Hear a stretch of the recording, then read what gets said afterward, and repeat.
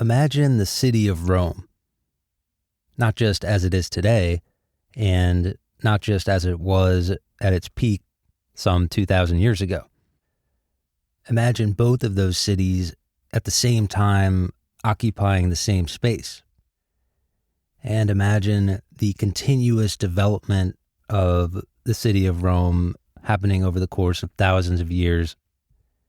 And try to think about what that city would look like if we could imagine all of that happening in the same space. We would see the city at its absolute height and splendor with all of the incredible buildings, the Colosseum, the Forum, the Palatine Hill. We would see the Tiber River with all of its undulations and the changing course of the river over thousands of years. We would see some of the most august people in the history of the human species.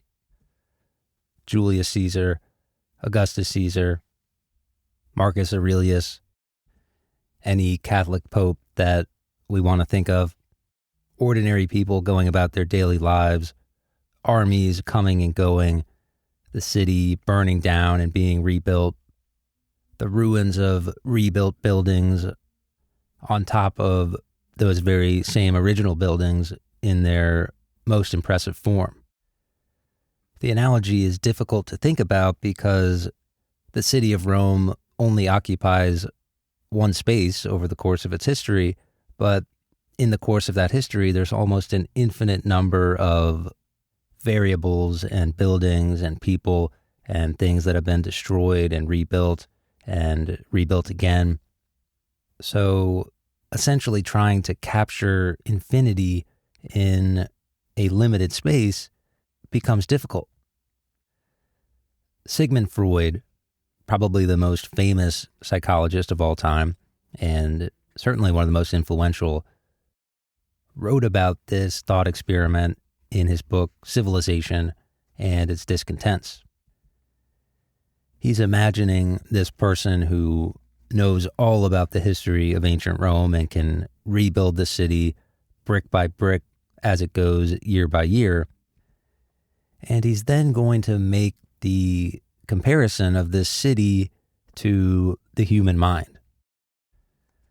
Imagining this person coming up with this city of Rome, he says, quote, "If he knows enough, more than today's archaeologists, he might be able to trace the entire course of this wall and the outline of Rome into the cityscape. He finds little or nothing of the buildings that once filled these old frames because they no longer exist. The utmost he can do with the best knowledge of the Rome of the Republic would be to know the original locations of the temples and buildings of that time. What now occupies these places are ruins, but not of the original structures, but of rebuilt versions from later times after fires and destruction. It hardly needs special mention that all these remains of ancient Rome appear as scattered fragments in the tangle of a major metropolis from the more recent centuries after the Renaissance. Surely some old parts are still buried in the soil of the city or underneath its modern buildings. This is the kind of preservation of the past that we encounter in historical sites like Rome. Now, let us make the fantastic assumption that Rome is not a human dwelling, but a psychic being with a similarly long and rich past, in which nothing that had once come about has perished, and in which, in addition to the most recent phase of development, all previous phases still exist." End quote. Sigmund Freud would be the first person to say that this analogy of the eternal city to the human mind is not a perfect analogy, but I think it's interesting to think about what this would mean for the human mind. Just like this eternal city of Rome, we build and rebuild concepts in our mind all day long, all throughout our lives.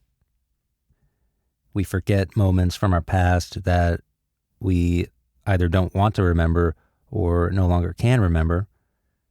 We replace those concepts and memories with new ideas, and we build our identities around those memories. But just like an archaeologist, those memories, those ideas, those desires that have been rebuilt upon and replaced, those can be uncovered. And they can also be rebuilt and built anew. And just as that eternal city of Rome's people and buildings and geography and culture change over time, and as all those things compete for influence and meld together and work together to make the city whole, Sigmund Freud believed that we have three components of our mind that meld all of these complex things together and make our identities whole. These three components are known as the id, the ego, and the superego. We're going to talk a lot more about these three things as we go through this series, but we'll start with the id. This is the part of the mind that is, in Freud's view, probably the most ancient and the most buried under the ruins. So if this was the city of Rome, this would be the original buildings and the original inhabitants that have been reorganized and replaced and constrained by the events of reality over the course of time. Freud believed that the id was largely unconscious. This is the system of desires and unconscious thoughts and drives that we have to seek pleasure. Freud called this the pleasure principle. For Freud, the development of the id starts early in childhood, and a lot of it is sexual in nature and centered on how you can achieve pleasure in your own person, independently driven. Now, there's a lot more to this, and Freud believed a lot of stuff about attraction to mothers and fathers and the various places, I guess you can call them, where human beings might get sexual or physical pleasure. But I think for our purposes here, we really just have to understand that this id, according to Freud, is this pleasure principle. And it's one of the first things that we learn as children, understanding where pleasure comes from and wanting more of it. And I hope I don't have to paint this picture too intensely here, but obviously in the real world, in reality, you can't just go around satisfying every desire that you have. If the entire focus of your person was just satisfying your desires and pleasures, you would run into trouble very quickly. Probably end up in jail. Or worse. So Sigmund Freud believed that this reality principle, the idea that reality constrains the id to some extent and doesn't just let it do whatever it wants, he called this the ego. And the ego's job is to interpret reality and mediate the desires of the id with the constraints of reality. A good way to think about this is that the ego is essentially the self.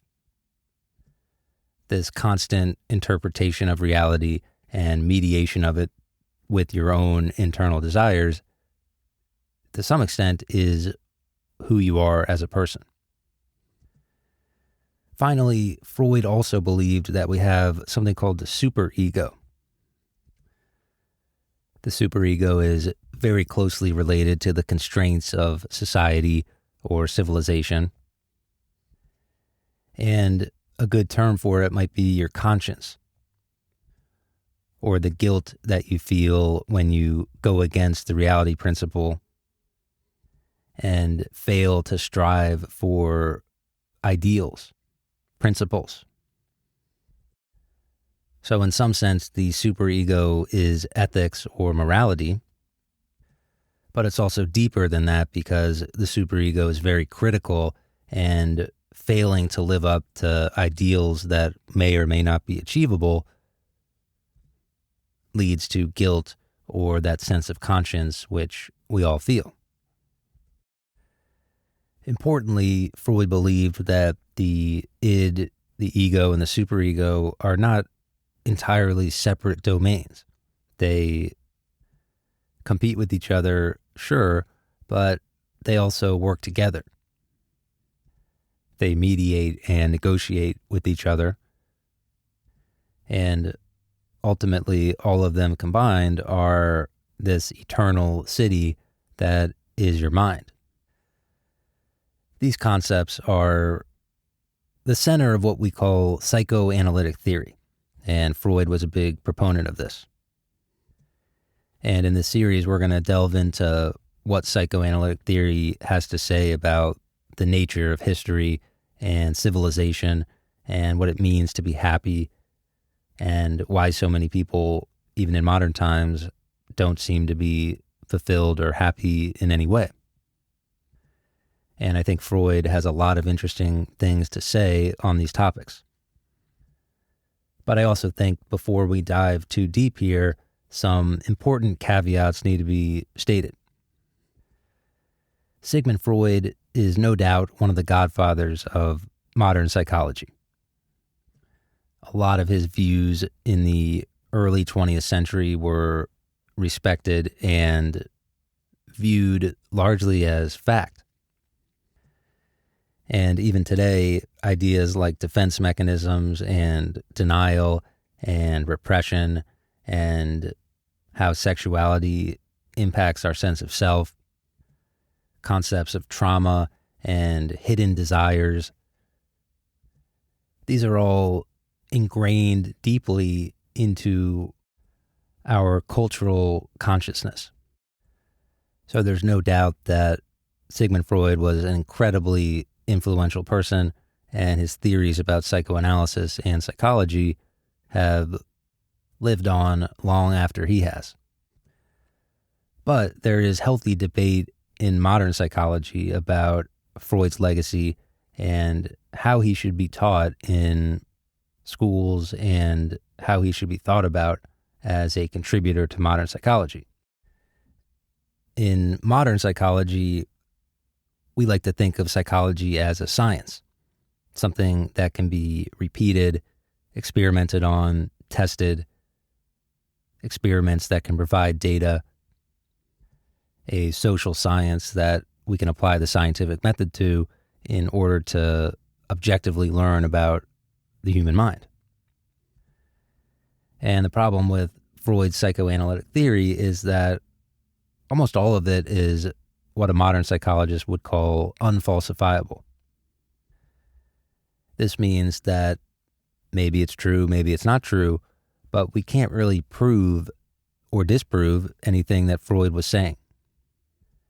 How do we prove a unconscious attraction to your mother or father? How do we prove the existence of an id that is by definition unconscious and inaccessible?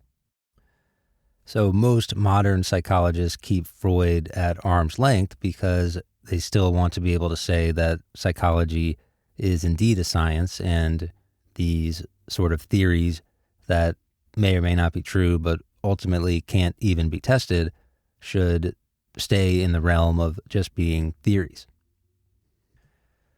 But with all that being said, I'm someone that believes that Freud is valuable, and obviously we should take a lot of what he's saying with a grain of salt. We should understand that Freud grew up and lived in a much more repressive time period than we do now.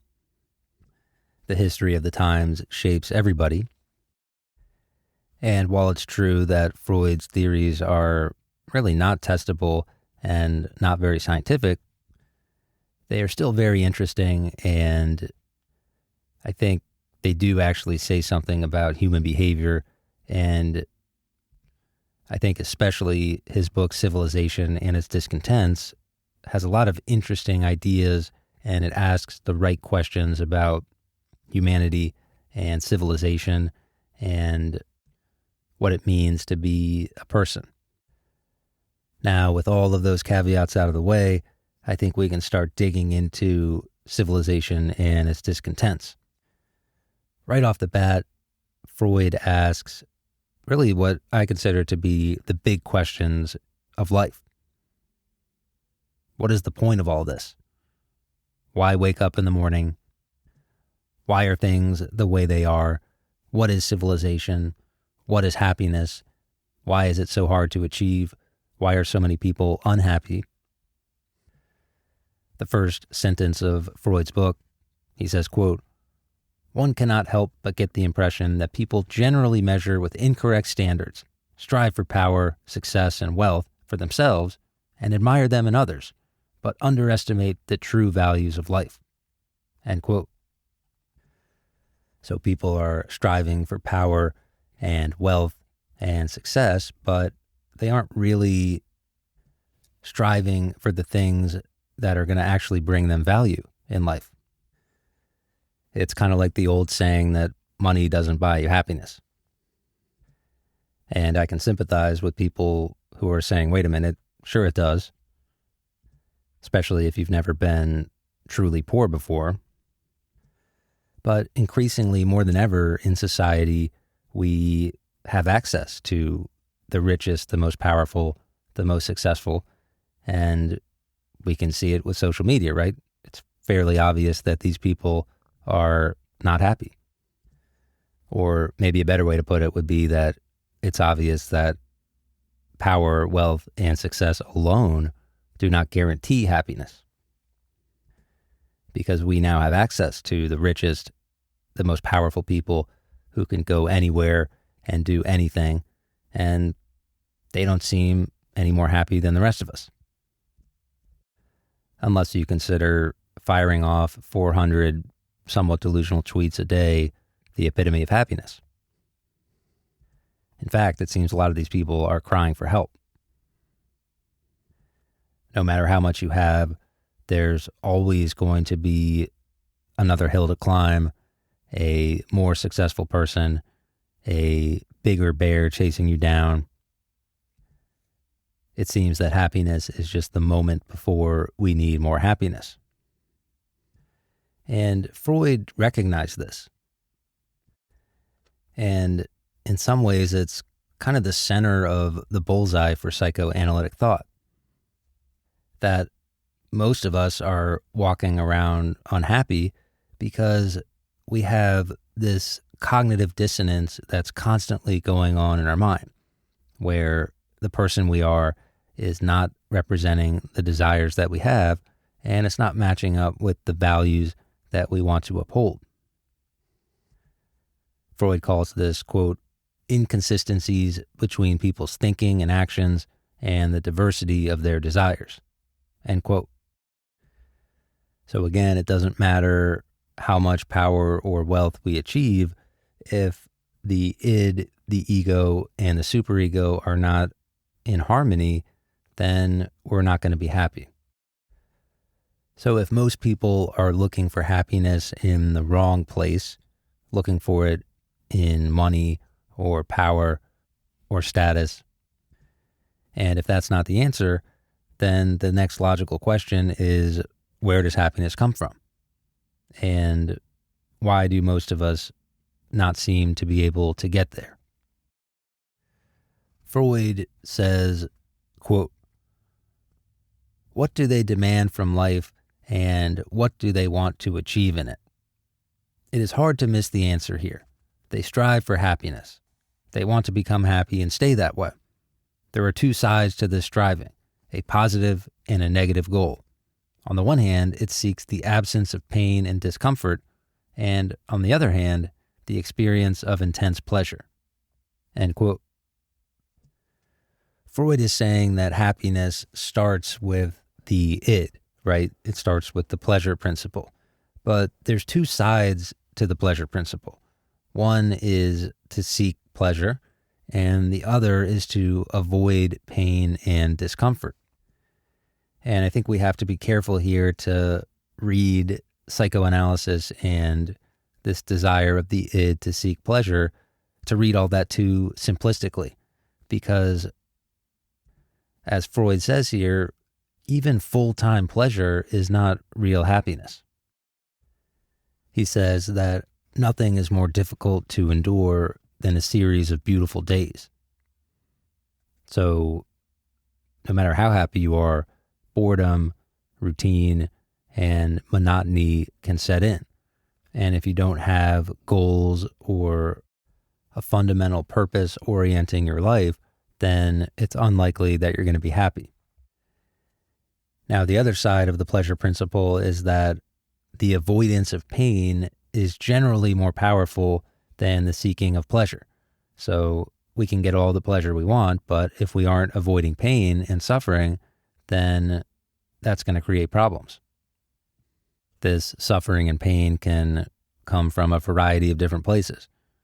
Our own body, the outside world, the environment around us, relationships with others.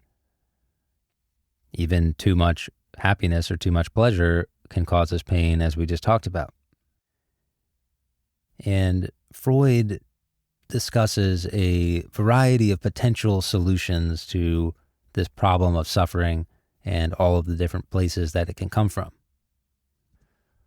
One possibility or one potential solution is isolation. This is the idea that reality is the source of all suffering, so we can simply reject it and turn our back on it and leave the problems of the world out there and focus on our own internal happiness. The problem here, of course, is that isolation has its own drawbacks, and the more that we isolate, the less chance we have to achieve pleasure from the outside world. Another solution that Freud gives, he calls chemical intoxication, and he basically calls this worry relief or anxiety relief. And he has a great passage here talking about what we all know, right? That drugs and alcohol and chemical intoxication is effective extremely, and that's what makes it so dangerous. He says, quote, "We all know that with the help of a liquid or chemical worry relief, you can escape the pressure of reality at any time and find refuge in a world of your own with better conditions of sensibility. It is well known that precisely this property of intoxicants determines their danger and harmfulness. It is possible that they are to blame for the useless loss of great amounts of energy that could be deployed to improve the human condition." End quote. So the problem with chemical intoxication is similar to the problem of isolation. The more drugs that you do, the more isolated that you become, and the more you insulate yourself from reality. And in Freud's view, this is going to create problems achieving that harmony between id, ego, and superego. One has to wonder what Freud would think of modern society, technology and social media, everyone having their own isolated chemical intoxication, everybody able to isolate from society and create their own fake reality. And that's available at any time for anxiety relief. Another possible solution to the problem of happiness here is to use meditation to dim desire. If you don't have any desires, then you won't struggle to have to fulfill them, and maybe this will lead to happiness.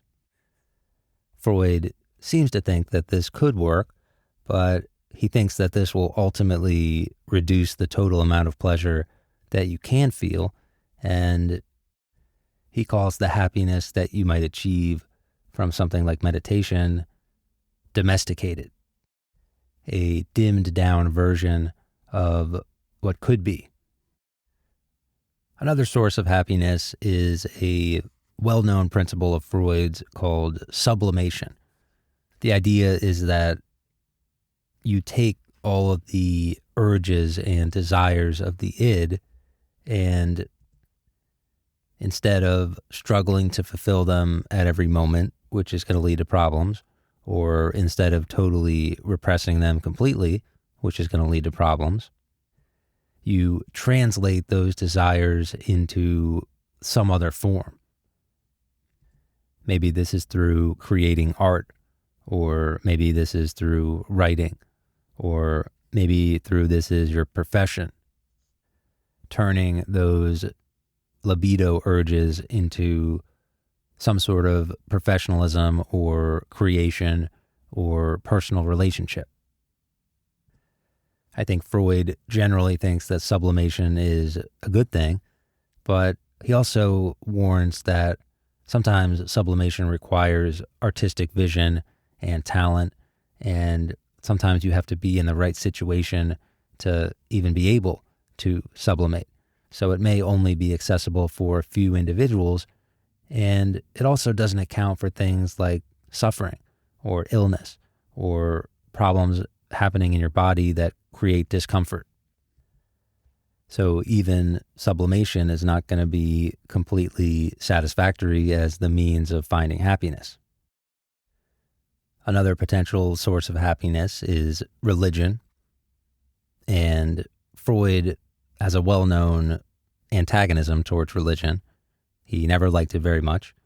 And he thought that religion was an effort to change reality.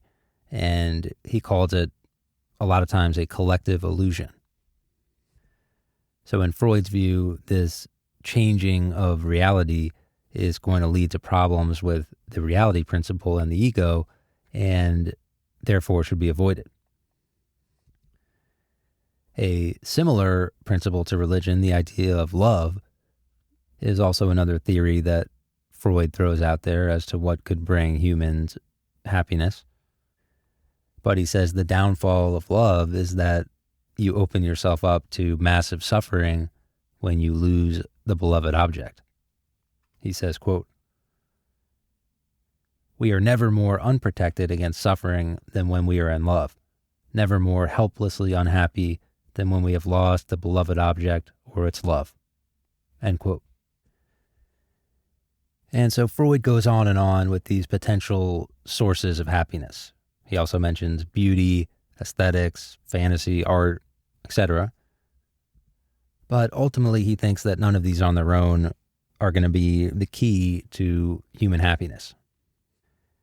He says there's three types of people: those who find pleasure in emotional relationships with people, those who find pleasure in their own inner self and mental processes, and then those who find pleasure in being what he calls the man of action, who gets that pleasure from testing their strength against the outside world. So for Freud, instead of looking at the trick of happiness or the question of what is the purpose of life, the better question is, what is the purpose of your life?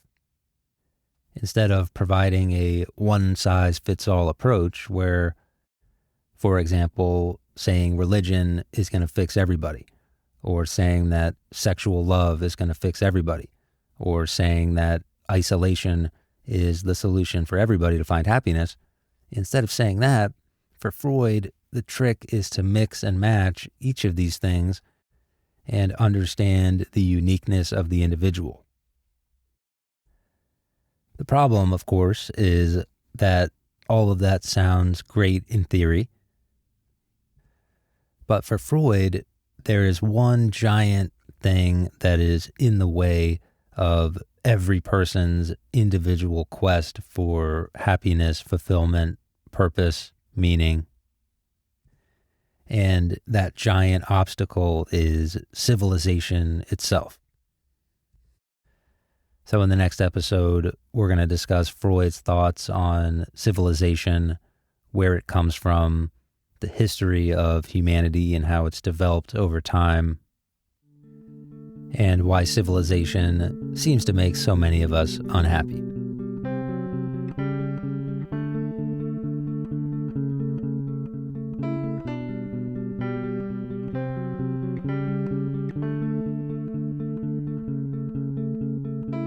If you enjoyed this episode, you can subscribe on Patreon for bonus episodes and other perks. You can also join the Patreon for free to get a monthly recommendations email and a sneak peek at what's up next.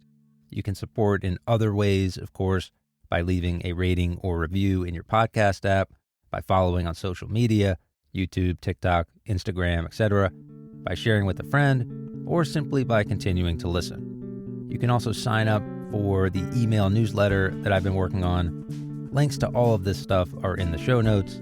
Any comments or suggestions you can send to reflectinghistory@gmail.com. Thanks for listening. As always, that's it for now.